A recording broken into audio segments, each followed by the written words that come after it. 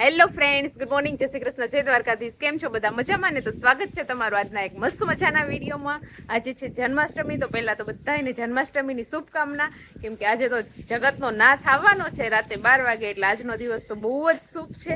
અને અત્યારે જો આપણે સવારમાં ઉઠી ગયા છીએ, કેમ કે આજે તો આપણે બધું કામ કરવાનું છે, રસોઈ બનાવવાની છે, કપડાં ધોવાના છે, કચરા પોતા બધું કરવાનું છે. એટલે આપણે અત્યારે વહેલા ઉઠી ગયા છીએ ને દાળ ભાત બાફવા માટે મૂકી દીધા છે. આપણે અહીંયા જો આપણે શેરડી વાવેલી હતી ને, આપણે કીધું હતું ને આગળ વિડીયોમાં કે આપણે જન્માષ્ટમીના દિવસે શેરડી ત્યાંથી કાઢશું. તો જો આપણે શેરડીનો પ્રસાદ ધરાવવાનો છે ને, તો અત્યારમાં આપણે શેરડી કાઢી લીધી છે ને મમ્મી જો અહીંયા ઉપર ચડી ગયા છે. ત્યાં શું કરો છો? મને રસિકા જય દ્વારકાથી દ્રાક્ષ વાય છે. દ્રાક્ષ આવી દો જો મસ્ત દ્રાક્ષ આવી ગઈ છે ને, હવે પાકવાની પણ શરૂઆત થઈ ગઈ છે.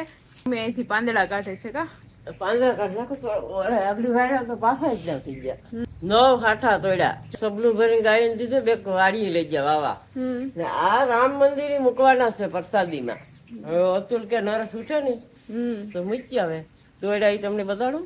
જો અહીંયાથી તોડેલા છે આપણે શેરડી. અહીંયા જો આપણે આ ખાવા માટે રાખી છે ને, આ ગાયોને ખાવા માટે કટિંગ કરી દીધી છે. હવે ગાયોને મોજ પડી જવાની છે. અને બધી ગાયો જો કેવી આ બાજુ મોઢા અહીંયા આવીએ ને આપણો અવાજ આવે ને એટલે સીધી મોઢા ફેરવી નાખે.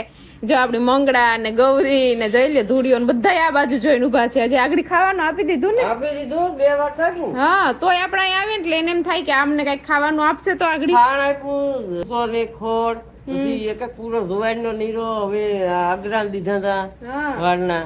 અહીંયા આ સબલું ભર્યું ને એટલે બધા એની નજર છે ને અહીંયા છે, પણ હવે આગળ નહીં મળે થોડીક વાર પછી. હો હા, ખાઈ લો થોડીક વાર.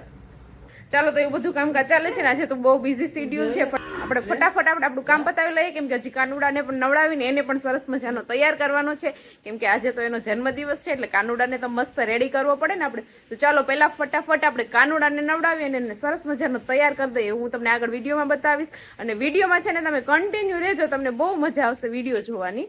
ગુડ મોર્નિંગ, જય શ્રી કૃષ્ણ. તમારું સ્વાગત છે તમારું આજના નવા વિડીયોમાં સ્વાગત છે. કાનાને નવડાવું છું. આજનો હેપી બર્થડે છે, કેક કાપવાની છે. હા, દિત્યાને તો કોઈનો પણ હેપી બર્થડે હોય ને કેક કાપવાની જ ઉતાવળ હોય. અને જો અહીંયા આપણો છે ને કાનો છે ને મસ્ત મજાનો લાગે છે, તોય આપણે આજે એનો બર્થડે છે એટલે આપણે એને જો પંચામૃતથી નવડાવશું, પછી શુદ્ધ પાણીથી ચોખ્ખા પાણીથી નવડાવશું, અને પછી છે ને એના સરસ મજાના આપણે વાઘા પહેરાવી દેશું અને મસ્ત મજાનો રેડી કરી દેશું. તો ચાલો ફટાફટ છે ને આપણે કાનાને નવડાવવાની શરૂઆત કરી દઈએ. ચાલો, તો જો આપણે કાનાના કપડા કાઢી નાખ્યા છે ને, હવે એને આપણે છે ને સરસ મજાનું પંચામૃતથી નવડાવી દેશું. બરાબર ને દિત્યા? તું નવડાવે કે હું નવડાવું? હા, તો નવડાવ્યા. ઘસીને કાનાને નવડાવી દે. કાનાને પંચામૃતથી નવડાવી દીધો છે, અને હવે એને છે ને આપણે સરસ મજાને ચોખ્ખા પાણીથી પેલા નવડાવી દઈએ. તો હવે કાનાને આપણે સરસ મજાનો નવડાવી દીધો છે ને, હવે જો એને ચોખ્ખા કપડાથી આપણે સરસ મજાનું શરીર છે એ લૂછી નાખીએ, અને પછી આપણે છે ને એને આ બ્લુ કલરના જે વાઘા પહેરાવી દઈશું. આગળ કાનો રેડી કરી અને પછી હું તમને આગળ વિડીયોમાં બતાવીશ. જોઈ લે અહીંયા મારો કાનો કેવો સરસ મજાનો લાગે છે. આજે તો રેડી થઈ ગયો છે, અને બ્લુ કલરના વાઘા પહેરીને તો બહુ મસ્ત લાગે છે કાનો. કા દિત્યા? કેવો લાગે છે? ક્યુટ ક્યુટ લાગે છે કે? તો હેપી બર્થડે કાના. દિત્યાએ તો કાનાને 10 વાર હેપી બર્થડે કહી દીધું છે, પણ કાનો આજે સરસ મજાનો લાગે છે. એનો બર્થડે છે ને એટલે તો કાનો ઓર મસ્ત લાગે છે.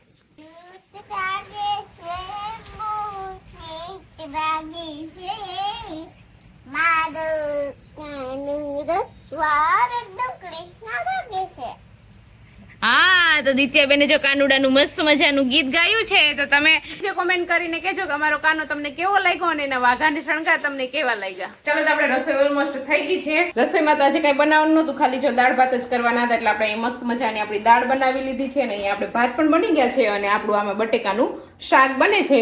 એટલે હવે આપણી રસોઈ કમ્પ્લીટ, કેમ કે આજે તો પડ ન વરાય એટલે રોટલી ને રોટલા ને એવું કઈ તો કરાય નહીં, પણ બીજી બધી વસ્તુ કરાય. એટલે દાળ ભાત બનાવી નાખ્યા છે, કેમ કે કાલે બધાએ ઠંડુ ખાધું ને તો મજા નથી આવતી. તો દાળ ભાત હોય તો બધાએ ખાઈ લેશે દિત્યા ને, એના હાટુ થઈને જ મેં વધારે તો કર્યા. હવે છે ને ફટાફટ આપણે પછી ખાઈ લઈએ, ગરમ ગરમ છે ત્યાં, ને પછી રેડી થઈ જાય. ચાલો, તો અત્યારે હું અને દિત્યા થઈ ગયા છે તૈયાર. અને સૌથી પહેલા તો બધાને હેપી જન્માષ્ટમી. અત્યારે અમારે જવાનું છે ગામમાં, રથનું આયોજન કરેલ છે, એ બધામાં જવાનું છે. રથ અને જે ગઈકાલે આપણે અમરનાથની બર્ફીલી ગુફા દેખાડી હતી એ બધામાં પણ આપણે રહેવાનું છે. દિત્યા, હેપી જન્માષ્ટમી. હેપી જન્માષ્ટમી. અને આજે આપણે ઘણા બધા મહેમાન આવવાના છે ઘરે. એમાંથી આપણા પહેલા મહેમાન આપણા આવી ગયા છે વિનુભાઈ અને 2 છોકરા. હાલો, તો એ બધાને લઈને આપણે ધીમે ધીમે જઈએ મઠ તરફ, ને જે બરફની ગુફાનું આયોજન કરેલ છે ત્યાં. હું તમારી મમ્મી ભેગી જાય. હા એની મમ્મી ભેગી જાય કેમ કે હું પછી અહીંયા બધામાં બેસવા નહોતો એટલા માટે.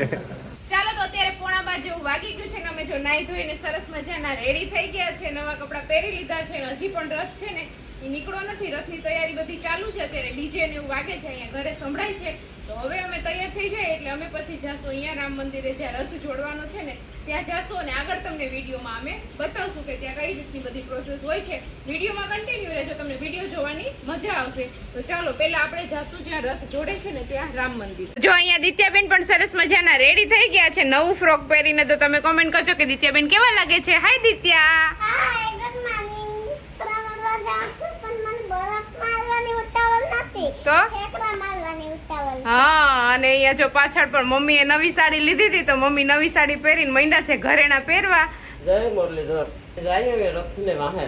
ત્યાં કાના નવરાશ છે, ત્યાં રાહડા બાહડા રમશે તો રમશું. તો દીકરી રેડી થઈ ગઈ છે ને અહીંયા આપણા મહેમાન નેહાબેન પણ રેડી થઈ ગયા છે. જય શ્રી કૃષ્ણ. તો ચાલો ઓલમોસ્ટ બધા રેડી થઈ ગયા છે અને અત્યારે પોણા બાર જેવો ટાઈમ પણ થઈ ગયો છે અને જમી લીધું છે બધાએ એટલે હવે કઈ ટેન્શન છે નહીં સાંજ સુધી.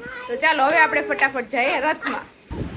ચાલો તો રથની રાહ જોઈને રથને હજુ આવવામાં થોડીક વાર છે એટલે અમે થોડેક હજુ આમ દૂર સુધી આવ્યા છે દરિયે.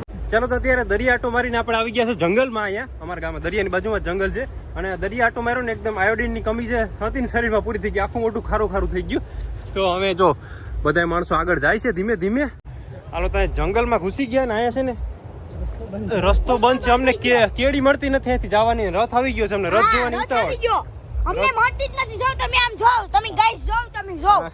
ગાઈસ જો અત્યારે રથ આવી ગયો, કેડી મળતી નથી. અત્યારે અમે ટ્રાય કરીએ જલ્દી જલ્દી નીકળવાની, બાકી રથ હોઈ જશે. હવે તો ફાઇનલી આપણે રથનો અવાજ તો સંભળાય છે અને જે નીકળવાનો હતો એક્ઝિટનો રસ્તો પણ મળી ગયો છે.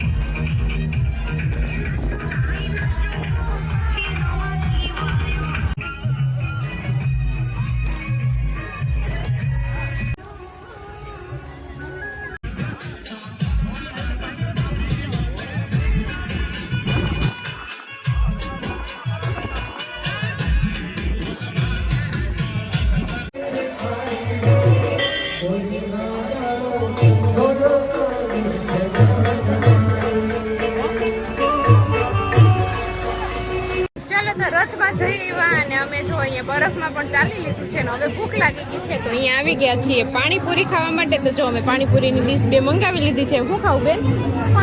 હા, દિત્યાને અને નેહાને બેયને પાણીપુરી ખાવી હતી એટલે આપણે પાણીપુરીની ડીશ 2 મંગાવી લીધી છે. હવે જોઈએ ટેસ્ટ કરીને કે કેવી છે. મસ્ત છે ને? ચાલો જો પાણીપુરી ખાઈને હવે બીજી બાજુ આવી ગયા છીએ ને અહીંયા અમે મગાવી લીધી છે દાબેલી અને બટેકા ભૂંગરા. અને દિત્યાબેને તો નકરા ભૂંગરા ખાવાનું જ ચાલુ કરી દીધું છે. આ નથી ખાવું? દાબેલી નથી ખાવી? સરસ છે. ચાલો તો નેહાબેન કહે છે કે સરસ છે તો આપણે પણ થોડોક ટેસ્ટ કરી લઈએ, નાસ્તો કરી લઈએ.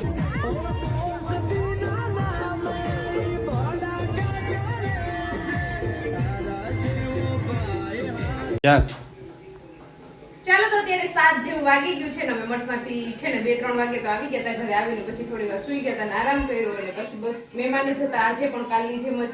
તો એમાં હતા બધા એને સ્વાગત કરવા માનેવાને. જો અત્યારે છે ને આપણે આજ તો પાછું કઈ બનાવાય નહીં, રોટલીનું પડ ન વળે, રોટલા રોટલી કેવું કઈ બનાવાય નહીં એટલે પાછું ભજીયાનો પ્રોગ્રામ બનાવી નાખ્યો છે. તો જો આપણે અહીંયા છે ને કેળાના અને બટાટાની ચિપ્સના ભજીયા બનાવી નાખ્યા છે અને અહીંયા જો આપણે મરચાના ભજીયા બને છે.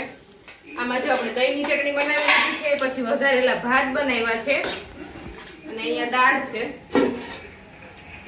આટલી રસોઈ આપણે બની ગઈ છે. પછી જો અહીંયા આપણે પછી આપણે અહીંયા ગોટાનું ખીરું પણ બનાવી લીધું છે એટલે તેના ભજીયા બની જાય પછી આપણે ગોટા બનાવશું અને બીજા બધા લોકોને જમવા બેસાડી દેશું એટલે આપણું કામ અત્યારે થાય. આજે જો ઘડિયાળમાં 7 વાગ્યા ને ત્યાં બધી રસોઈ આપણી બની ગઈ છે. અને હું પણ ઘરે પહોંચી જ ગયો છે. આ ઘરે આજે આખો દિવસ જે અમરનાથનું આયોજન કરેલ છે તો ત્યાં હતું. થોડીક વાર અમે દરિયા આટો મારતા હતા ને એવું બધું કરતા હતા. વિડીયોમાં થોડુંક આપણે ક્લિપ એડ કરીશું. મેં વધુ નહોતું રેકોર્ડ કર્યું એટલા માટે. અને અહીંયા સેવાનું કામ કરતા હતા ને. અને સેવાનું કામ અને બીજું છે ને ત્યાં સ્પીકર ને બધું ચાલુ હતું એટલે હું ગમે એ બોલું અવાજ ન સંભળાય એટલા માટે.